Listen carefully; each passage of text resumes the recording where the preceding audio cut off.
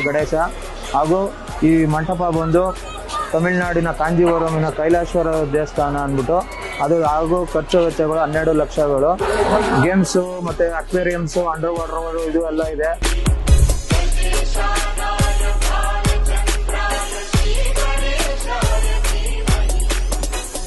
ಒಂಬತ್ತನೇ ತಾರೀಕು ಬಂದು ಗುರುರಾಜ್ ಹೊಸಕೋಟೆ ಅವರ ಇದು ಸುಗಮ ಸಂಗೀತ ಇದೆ. ಮತ್ತೆ ಮಂಗಳವಾರ 10ನೇ ತಾರೀಕು ಬಂದು ನಟರಾಜ್ ಎಂಟರ್ಪ್ರೈಸಸ್ ಅಂತ ಮಕ್ಕಳ ಹಾಡುಗಳಿದೆ. ಬುಧವಾರ ಮಹಾಭಾರತ ಇದರಿಂದ ಒಂದು ಕಾರ್ಯಕ್ರಮ ಇದೆ. ಗುರುವಾರ ಬೆಳಗ್ಗೆ 12ವರೆಗೆ ಹೋಮ ಮುಗಿದ ಮೇಲೆ ಅನ್ನದಾನ ಇದೆ. ಶುಕ್ರವಾರ ಸಂಜೆ 6ವರೆಗೆ ಆಲ್ ಓಕೆ ಸಿಂಗರಿಂದ ಹಾಡುಗಳಿದೆ.